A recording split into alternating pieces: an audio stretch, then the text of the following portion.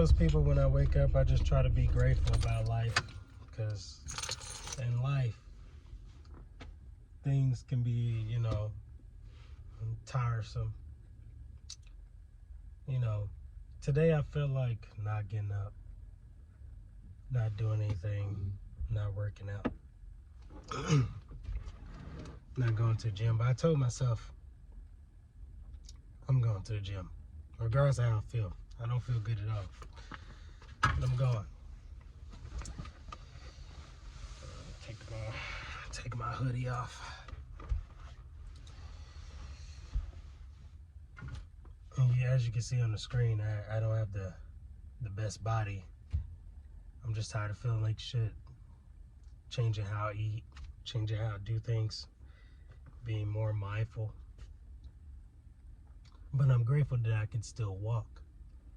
I'm grateful that I can still breathe. I'm grateful that I don't have any major health issues. This is the best you're gonna ever be. So I say, man, look, I'm 28. It ain't too late to get fit and get my body right. But I gotta start now before it's too late. At least get out of my 20s in these next 2 years, making sure that I'm putting myself in the right place. Take my pants off in the car. I got my gym shorts on. Trying to hurry up and get that out. I'm one of those people, I get distracted when I go in the locker room. I just want to straight up take my pants off right now. Plus I'm comfortable with it because I live in my car right now, or a kind of hybrid. I jump between doing Airbnbs and motels and sleeping in my car when I feel like it. Got my stuff on and stuff like that, but you gotta be grateful for having your health too, and I better take care of it while I still have it before life gets to you. It's a beautiful morning too. I know some people don't appreciate the blandness of life, but it's beautiful. It ain't bad. Sometimes life being boring is fun. Anyways, I'm about to go in this gym. You can come along for the ride.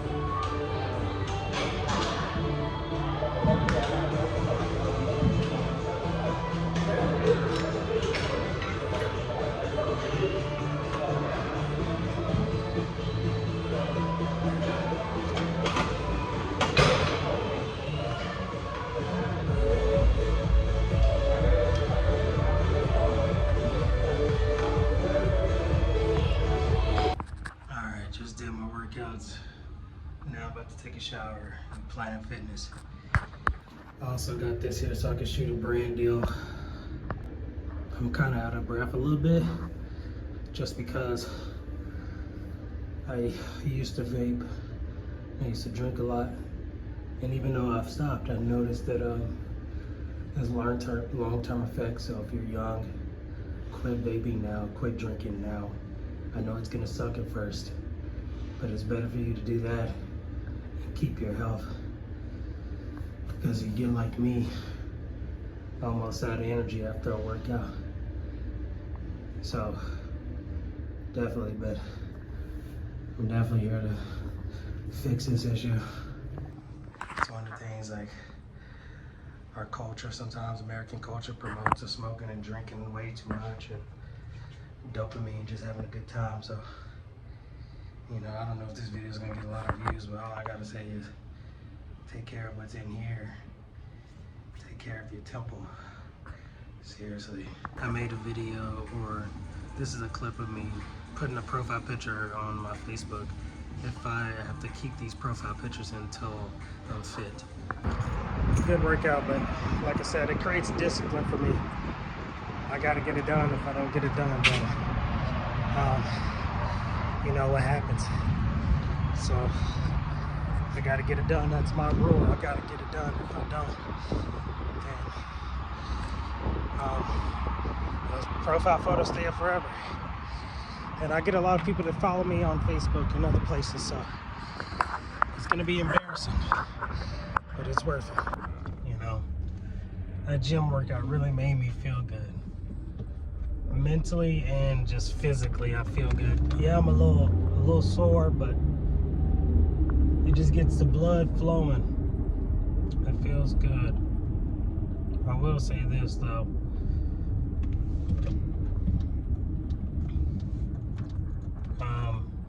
Sometimes I like the silence of driving. Sometimes I like music and I gotta have music. But for the most part, I like the silence of just, you know, driving. Just like not overindulging into alternate realities. Because, you know, at the end of the day, even something as simple as listening to music or watching a movie or listening to a podcast is still an extension of reality. It's more based in reality because music is real. You know, that's something physical for the most part, unless you're making digital music. But it still distorts reality. Because oftentimes humans sing behind pain, and it's a way of escapism, which escapism for everybody is different. But for me, sometimes silence and boredom is good. Sometimes it's just good to just exist and soak all the sounds in around you. So I've been trying to do more of that in 2024. I've gotten to the point to where when I get up, I just don't give a fuck. And I don't know if that's a good thing or a bad thing. And what it means is that I don't completely not give a fuck about life. Of course, I'm aware of things, but I guess I would say I don't give a fuck in terms of, you know, what people think anymore. I've lost that trying to look perfect all the time, trying to look good all the time. That, you know, I make my life very simple. Make videos, work out, and eat food and go to sleep. And I just do that every day, and it keeps me productive. It keeps me healthy. And that's it, really. I don't really have anything else.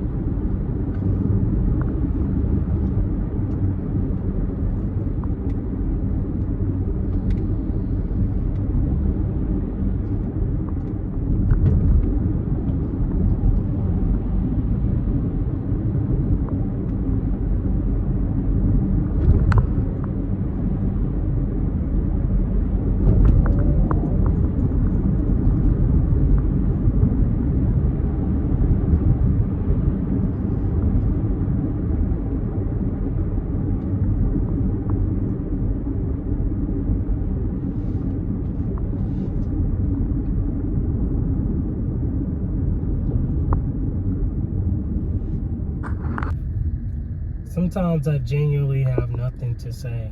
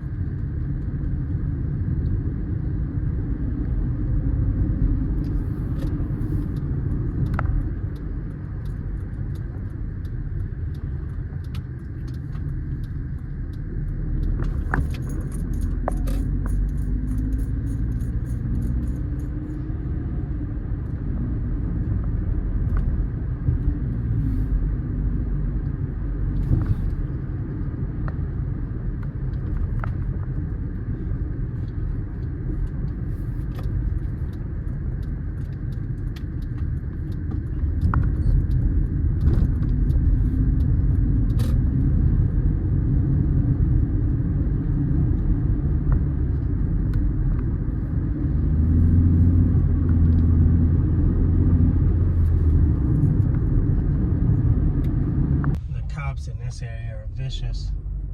They've stopped me or pulled me over at least like 5 times over here. It's kind of strange, but and it's not because of, you know, I don't believe that it's always that. I do think that it's genuinely just because of the way my bag is on the top of my car, that they may just think I'm carrying bodies. I had a friend that I hang with, and he even thought there was bodies being carried in it or something. They thought it was funny. I thought it was kind of hilarious. Oh. All right, man. I can verify your ID, right? Yeah. I can give you that real quick. It's 2 bags, and then I can get that for you. Oh shit. Yeah. Let me click start.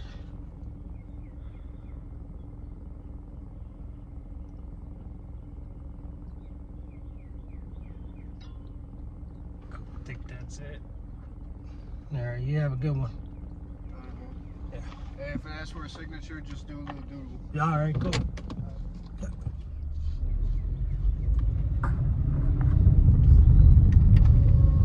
Oh yeah, I'm actually doing some DoorDash right now. Make some little extra cash.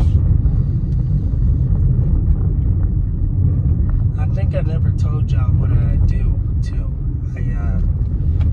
So I essentially have a few YouTube channels and a couple of other platforms that I grow on, and I sell UGC content, and on top of that I film myself doing stuff like this, and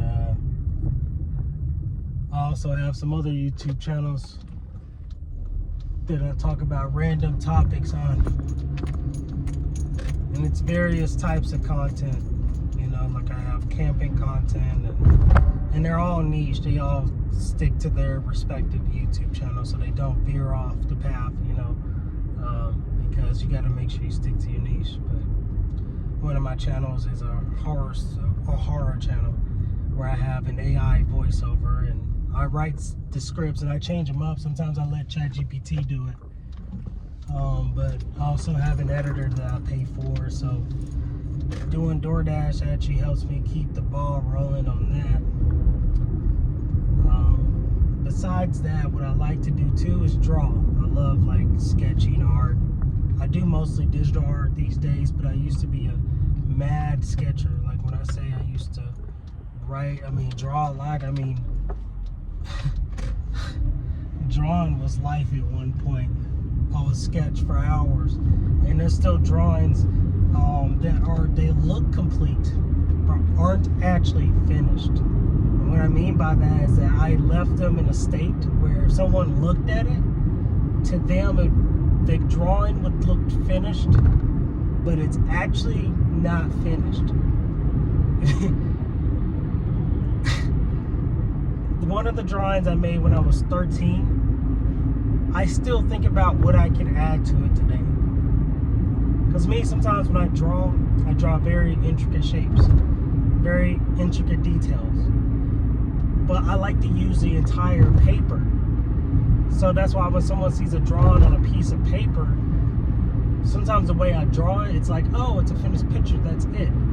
But to me, it's more abstract, because I'm like, well, I could have filled in shaded clouds on there. I could have filled in, like, you know, a spaceship. You know, for example, I have a spaceship I drew when I was 14. I can continue to add to it because of the way I drew it. So it's very detailed. Like if you look at the ship, it's incredibly detailed to the point to where it's like scary.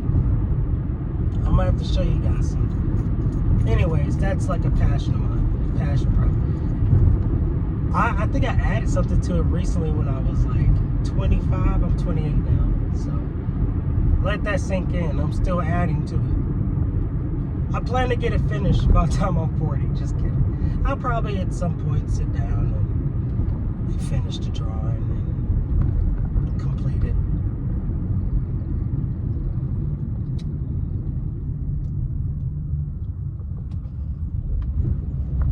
It's interesting. Well, to me, YouTube's a never-ending project too. Social media itself you can never be better. You'll never be like great at it. There's always a way to improve a video. There's always a way to add something more, especially if you don't have that much of a budget or scale. So you can do so much to improve videos, you know, and you have to decide, am I gonna keep, you know, improving them, or am I gonna, you know, depends on what type of person you're trying to be and what you're trying to solve. It's up to you. I don't know. This is me just, you know, rambling and talking about some random things, but sometimes it's nice to talk about that stuff. Shoot. And then tomorrow I gotta go to the gym, but I'm not gonna feel like going tomorrow either. That's what sucks about this whole thing. I know I'm not gonna wanna go, but I'm gonna go anyway. Because my life depends on it. I need to go. I have to go.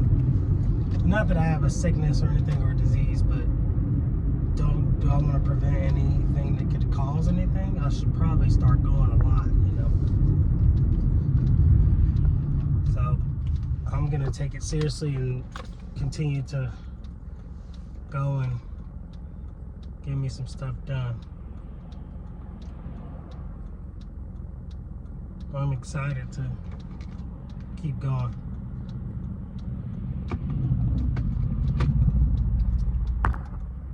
Some of my other hobbies is hiking and camping, of course. I love doing that. And I like, you know, specifically I'm living in my car now, but even before I started living in my car full time, I was car camping a lot, you know. I was going hiking with friends, you know. Melissa, you may have seen her in past videos. We went on a hiking trip like a couple of years ago. Now we hang out every day together, or almost. It's to the point to where it's crazy. but she's in school and I'm out doing my thing, and so we haven't been able to hang out as much, but when we can, we do. Most of the time, if I'm not doing what I'm doing, I got a couple buddies I go and hang out with here and there. Most of the time, I like being alone though. That was a thing that took me a long time to learn, but I've actually, I used to have this annoyance with myself because every time I was alone, I wouldn't do the things that I always wanted to do, so I would go hang out with friends to make that excuse not to do it or try. Once I just forced myself to be alone and said, no, we're gonna do this thing, that's when I started going to the gym more. That's when I started working on content more. That's when and now I'm where I am now. Probably got a couple thousand, I got, a lot of followers across different platforms, so that's how it goes. It's all consistency. It's all just living. You just gotta have fun with it. Anything you're trying to do, allow yourself to be alone and just soak into it. I don't care about the noise. I've gotten to the point where, I'm still aware of people. I still look people in the eye. Like I still say, what's up? I'm not gonna be at the point where I'm just ignoring people or disassociating from life. But what I do is I will just not care what someone thinks of me. I'm not self-conscious about it. That took a lot of practice. The anxiety, I still have it. I just don't let it stop me from what I'm trying to do.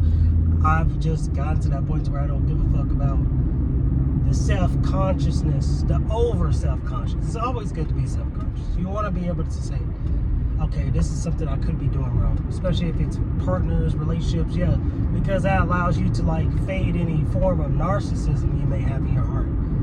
Being able to be introspective and look at yourself and say, wow, this is the thing I need to fix.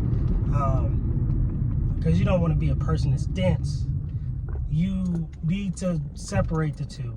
Be able to manage your anxiety, fear, and your doubts of yourself. And then you need to also be able to manage that side of being able to introspect and say, I could do things better.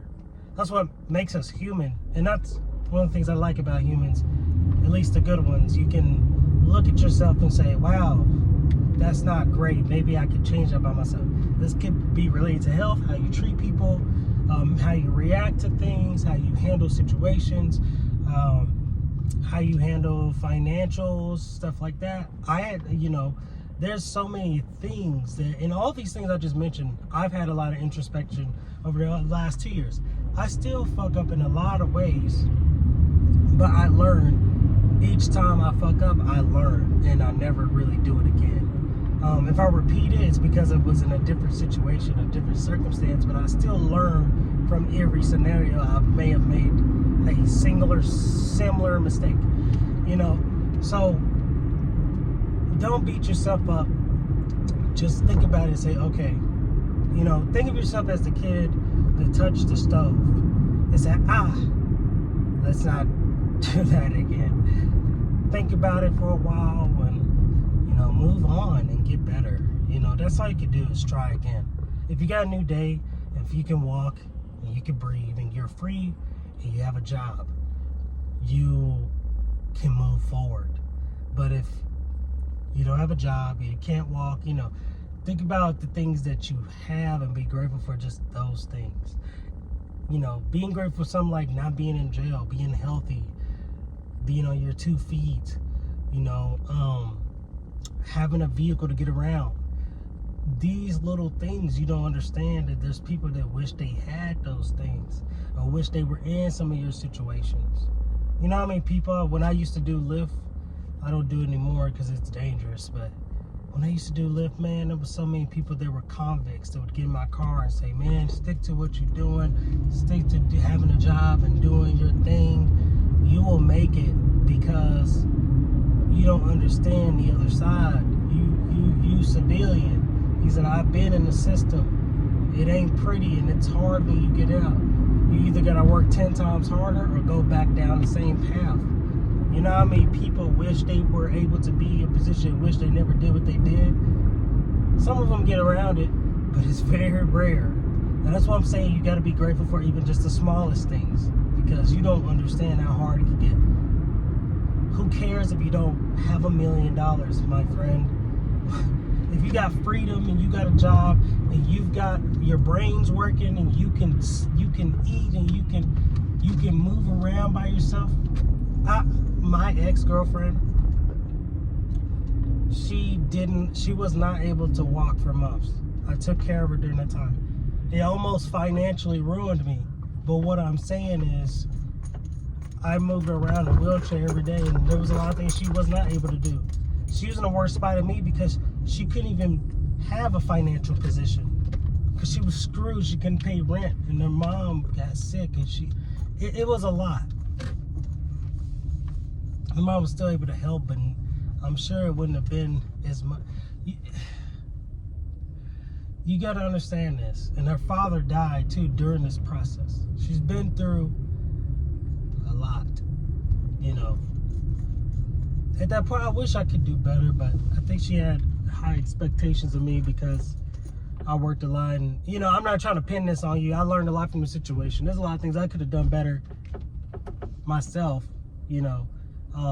Honestly, I just think I wasn't even in the position to do that. In a way, I was still a child myself, you know, even though at the time I was 26, 27, you know, now I'm 28. I was a child myself in a lot of ways, and it made me realize that there was some parts of me that I probably need to mature, because I never been through anything like that before. I've been through hardships and like lost family members, but I've never been through any hardships as far as like your physicality, your mobility being like taken from you. That was when I had a hard lesson when I was dating someone, and then it was a lot, man. It was a lot. So, you know, it'd be like that, you know. It's you learn a lot. You learn a lot, but as I move forward and stuff like that, I feel good about where I am, and luckily I still am in contact with. The good thing is that also I've never really left any relationship on a bad enough note to where we don't talk. Each ex-girlfriend I've had, I have some form of communication. Not what I mean by, you know, something that's disrespectful, like I'm not talking to these women behind, like if I had a girlfriend or a wife or something. But like, you know, if they're on social media, they might come and say that's awesome. You know, they might see me in a picture of my new girlfriend, they'll say that's awesome. Or, you know, they might even be in my wedding because it wasn't on some. I just never have really had a really toxic ending to any relationship I've ever had, as far as in real life. Now if it was online, yeah, there's probably been some time, but I didn't know them anyway, you know. It was easy to let it go because, you know, and also I don't really have a crazy attachment style either. I don't really try to latch on to people too much. I do in a sense, but I don't do it to the point to where it's like creepy or anything. Like if someone wants to go, they just go, you know, or they have a conversation with me and say, hey, I can't do this or whatever. And that's why I think that's why maybe they've always, I guess my exes also respect me after the fact, because I don't have like I don't lash out on people when they say I'm not happy, or I don't think this situation's good for me, or, you know, I don't react in the way, you know, I am upset. I might even tear up when they're not around, you know, but I'm not gonna pin it on them, try to like gaslight them, try to force something. Like there's nothing I could do. It's just how they feel. And I think that my goal was, even if we didn't work out, it was always about creating a safe space for people. Because in real life, people tend to always come back or want to check and talk to me. I'm a very reclusive person these days though, but people tend to want to talk to me, hang out, and I just say, I tend to like distance myself as well, because I know that right now I still got a lot of stuff that I'm working through, and I'm using BetterHelp. This is not a sponsored video, but I do think in a way people felt safe with me because I just listen. I feel like I'm a good listener. At least I've gotten better and stuff like that. So I also don't really judge people. I kind of stay out of the realm of judging. I really have no place to judge another person, and I think you don't either. So I spend a lot of time just working on just the morality. I don't care about your money, your socioeconomic status, where you're from, or whatever. I care about your character. And that's what I judge people on in a way. But even then, if they have a character that I know that can be reversible, I won't judge them as much because they just need some more time to grow. And you know what those type of people are, where they're not quite there yet. I'm not quite there yet myself. I don't think any of us are quite there yet. But what it is that you can see, especially maybe if they're a little younger, or maybe they're your age or older, but they just been through more stuff. Sometimes they create an escapism in their mind to go somewhere else. I use escapism to create content for you guys, or to draw, or to, do business stuff. So we all have our escapism. We all have our triggers that make us do certain things. Like the woman that wouldn't talk to someone that doesn't make a certain amount of money is because she's probably been with a guy that didn't make enough, and they struggled, and maybe they ended up on the street one time, and she was like, okay, enough, I'm not doing this ever again. She gets up, she's making $1 million a year. She won't talk to you. She might be missing out on something good, but because she's already had that bad experience with other men that were broke, she just said, I'm good, I don't care, I don't want to know, I don't want to find out. And she might miss out on the love of a lifetime. But that's a whole nother deep conversation, where sometimes triggers make you create boundaries that are unnecessary. Because I've done it before, where I was like, oh, if you don't do YouTube, if you're not into content, if you're not good at editing or Blender or animation, don't fucking talk to me. But what I realized is that, no, that was toxic. I realized that I was taking that anger out on people because I got tired of drinking alcohol and vaping, and I kept hanging around those people. And then I got angry and was taking it out on anybody that wasn't doing, because I did cold turkey. So I got angry at everybody and just said, if you're not doing this specific thing, I still don't want to talk to you. I don't care if you're a pretty girl. I don't care where you, I don't give a fuck. Don't fucking talk to me. But it was nice that hanging out with my friend Melissa definitely kind of brought me back down to earth a little bit. Because I was like, I'm still obsessed. Don't get me wrong, and I will be probably for the rest of my life. And that's probably what's going to get me to that point I want to be at as a creator. But I do think it's good to slow things down, have a life, have a dog, have a girlfriend, have things you like to do. And that's why I was like, how do I infuse this content stuff with all that stuff too? And also not allow, even though I've been to therapy, sometimes I still allow my triggers to make me do things I shouldn't be doing. So I've just been teaching myself how to be less reactive, how to be less, be more proactive than reactive. If someone makes me upset, or, if I make them upset, I'll be like, let's go get some food. Let's go get some meat. Can we talk about this? Is that, because if you can do that, I think that's better than just taking out your anger on people. I've just got to the point where I just stopped taking out my anger. I used to have anger management issues. So I've gotten really better with it. And I'm at the point where I don't really react as much as I used to. And I'm at the point where it will take a lot before I react.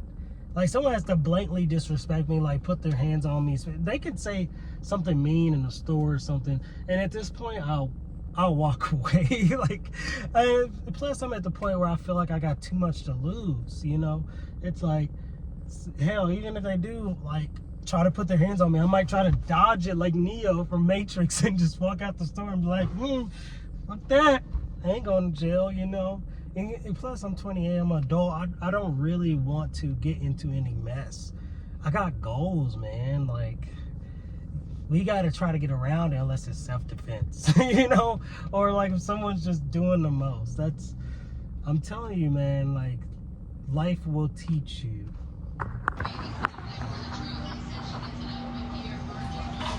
Hello, sir. How are you? I got an order for Skylar. Yeah, sorry about it. That was a lot of rambling. Maybe tomorrow I'll show you my grocery shopping. Maybe tomorrow I'll show you some of my grocery shopping and show you how I spend money and live in my car and what I eat as a person that goes to the gym as well, you know, and how I budget. I might show you some of that stuff, as well as, you know, my workout tomorrow. It's gonna be more abs. So there you go. Yeah. Well, all right. I'm afraid to say the wrong thing.